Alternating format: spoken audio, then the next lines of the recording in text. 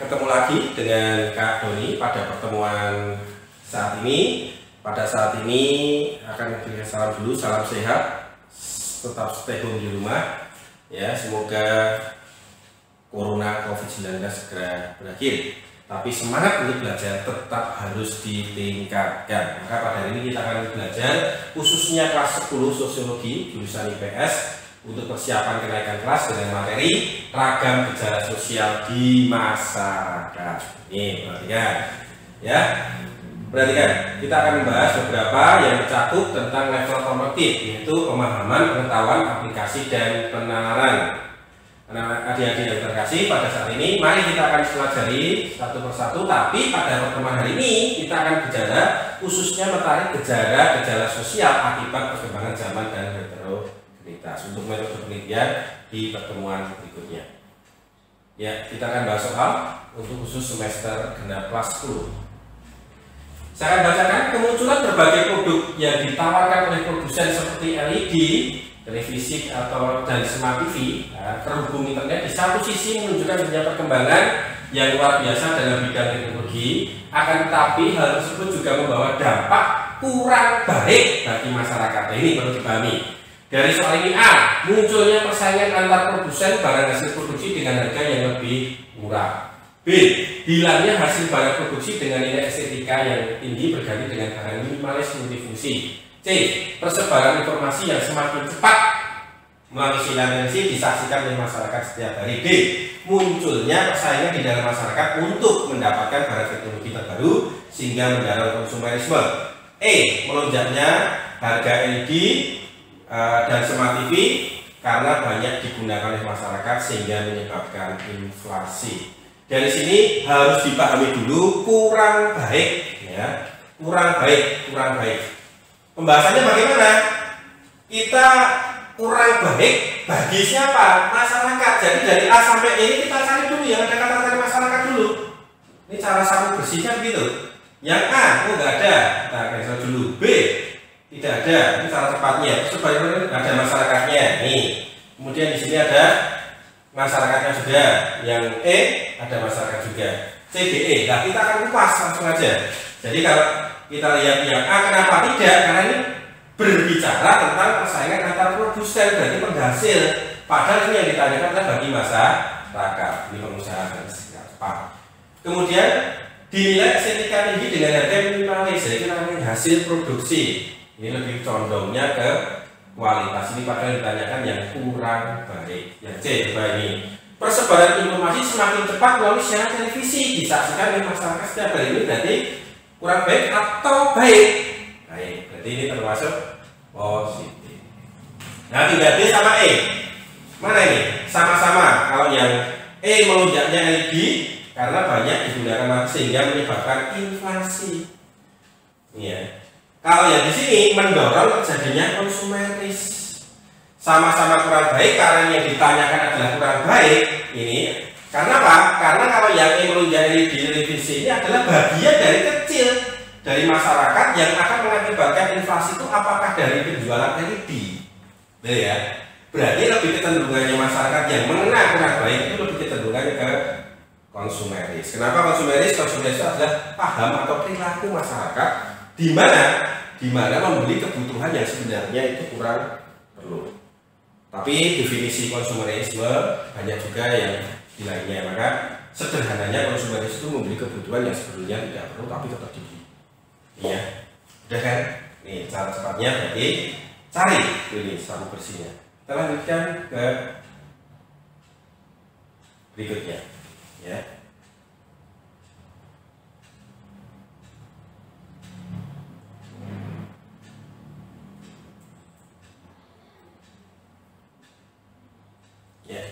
Nomor 2, langsung kita kaji ya. Ini masih ada kaitannya soal nomor 1 tadi, ya. Ada soal nomor 1 lagi. Nah ini, perhatikan pernyataan berikut, ya. Perhatikan pernyataan berikut. Ini. 1. Berubahnya mata pencarian para pendatang dari petani menjadi pedagang. Pencemaran tanah air dan udara akibat industrialisasi yang semakin marak. 3. Perhatian orang tua terhadap anak yang semakin berkurang. 4. Munculnya kemungkinan kumuh dan rawan bencana. 5. Meningkatnya arus urbanisasi dari desa ke kota. Dampak negatif pembangunan di kota terhadap lingkungan alam. Nah ini kata kuncinya, saya berani pakai strategi sapu bersih. Lingkungan alam. Kita akan perhatikan, coba kalian perhatikan dari soal, dari option atau pernyataan 1 sampai 5. Sudah bisa? Coba lihat saya satu-satu. Yang pertama, berubahnya mata pencarian para pendatang. Apakah itu termasuk kategori lingkungan alam? Berubahnya mata pencarian. Ini berarti berkaitan dengan apa?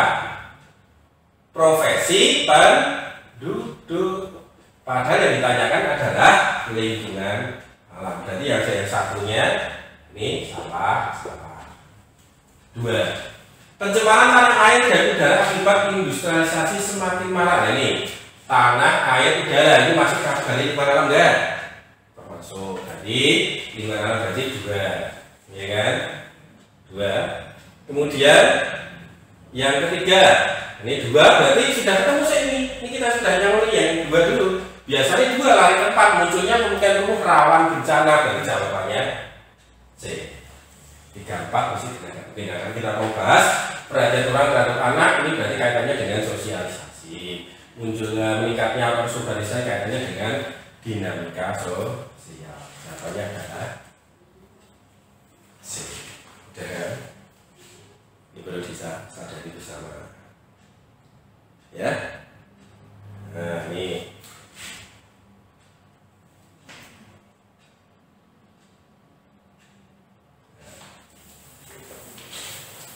masuk ke nomor 3. Ya, jangan jenuh-jenuh ya, tetap jaga di tempat, jaga kesehatan. Akan kita lanjutkan lagi ini, lebih menantang juga soalnya nomor 3 ini. Modernisasi merupakan suatu proses sosial yang dialami manusia untuk mencapai tujuan tertentu yang lebih tinggi nilainya bagi beberapa orang. Akan tetapi modernisasi juga dapat menimbulkan dampak negatif. Misalnya, semakin menipisnya rasa kebersamaan. Hal tersebut terjadi karena A. Adanya kebutuhan hidup yang tidak terbatas dan disediakan oleh perusahaan. B. Kemunculan modernisasi dalam masyarakat yang tidak memiliki kesiapan. C. Munculnya berbagai industri di kota besar yang menyerap banyak buruh. D. Tuntutan zaman yang menyebabkan rasa individual semakin nyata. E. Keterbatasan sumber daya manusia yang terdidik dan terlatih. Adik-adik, kalau kita lihat soalnya itu memang kadang-kadang doang panjang sekali, tapi kita juga harus punya strategi. Mintanya soal itu apa? Ini bicara tentang apa? Modernisasi. Menimbulkan apa? Dampak negatif. Jadi dari pernyataan sini cari yang berkaitan dampak negatif. Di sini dikatakan ada menipisnya kebersamaan. Yuk kita akan kaji. Apa kira-kira? Kalau yang A misalkan adanya kebutuhan hidup yang tidak terbatas dan disediakan oleh perusahaan. Ini berkaitan dengan solidaritas kebersamaan. Kalau bicara tentang kebutuhan, berarti ini bicara tentang pemenuhan kebutuhan hidup. Nah ini kemunculan modernisasi dalam masyarakat yang tidak memiliki kesiapan. Kalau kita bicara modernisasi, nih ya, nanti kalau kita bicara modernisasi itu bicara tentang apa? Tentang pembangunan. Nah, kalau kita sebut pembangunan berarti direncanakan. Kalau direncanakan berarti masyarakat sudah mengenal lebih dahulu. Di sini dikatakan apa? Menipisnya rasa kebersamaan terjadi karena apa? Kalau yang bicara kemunculan ini berarti berkaitan dengan sesuatu yang ada di masyarakat. Kemunculan apa? Ini berarti dampaknya. Nah, tidak siap, ada yang mengatakan yang harus kultur shock, ya kan? Tidak siap. Padahal bicara modernisasi itu mesti tertata dengan tahap-tahap yang pas, ya karena direncanakan dengan tepat. C coba ini. Munculnya berbagai industri di kota besar yang menyerap banyak buruh. Nah kalau namanya buruh itu berarti dampak negatif atau dampak positif? Dampak positif. Nah tinggal D sama E, kira-kira apa? Kebersamaan. Nah ini ya, tuntutan zaman yang menyebabkan rasa individual semakin nyata. Nah ini menipisnya ini kebersamaan itu berarti ada dampak apa?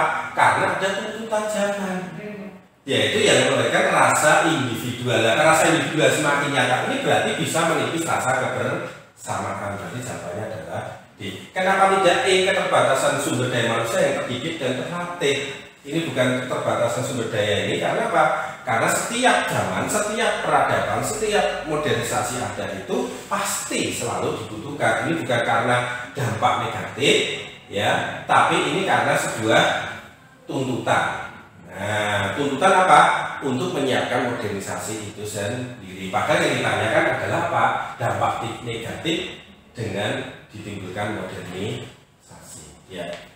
Jadi kesimpulannya itu kebersamaan itu bisa menipis karena apa? Karena apa? Ada semakin individunya semakin apa? Kuat. Ya. Nah, ini bahasanya. Coba lihat. Nah, sekarang kita sepak. Ya. Alasannya apa ini? Kalian sudah bisa membaca. Akan tetapi modelnya juga menimbulkan dampak negatif, misalnya semakin karena apa? Kebersamaan. Artinya apa? Di era modernisasi saat ini, salah satu aspek yang paling terlihat adalah gaya hidup atau lifestyle serta budaya global atau yang sering dikenal sebagai global culture. Ini saya tadi saya akan menyampaikan cara cepat yang terukur, ya, sapu bersih, tepat dan bisa menyelesaikan soal. Ya, nanti di pertemuan berikutnya semoga bisa terlaksana. Kita lanjutkan berikutnya.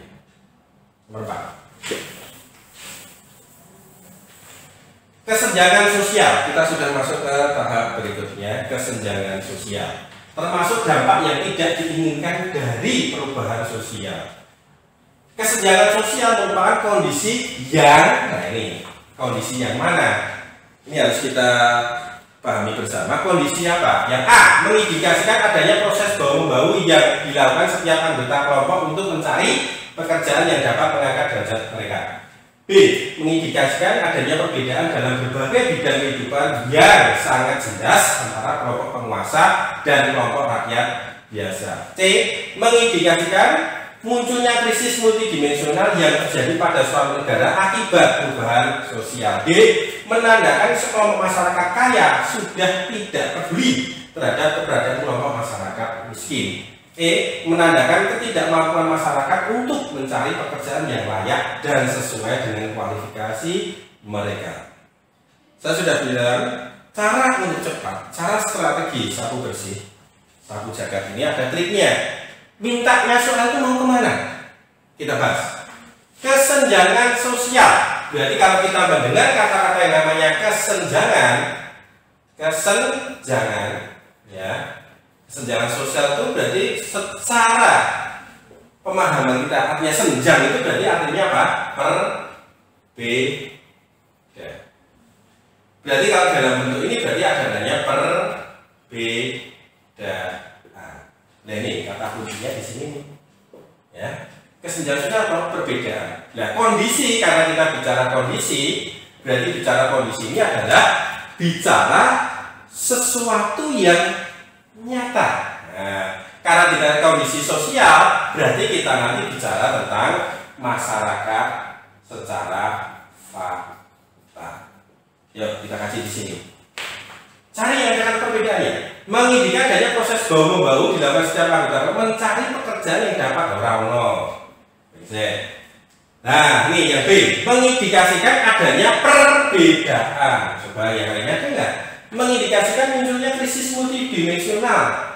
Perubahan sosial ada, tapi perbedaannya enggak ada. Salah. Menandakan sekelompok masyarakatnya ketemu, tapi perbedaannya tidak muncul. Salah juga. Menandakan ketidakmampuan masyarakat itu perbedaannya tidak ada. Salah juga. Berarti jawabannya B.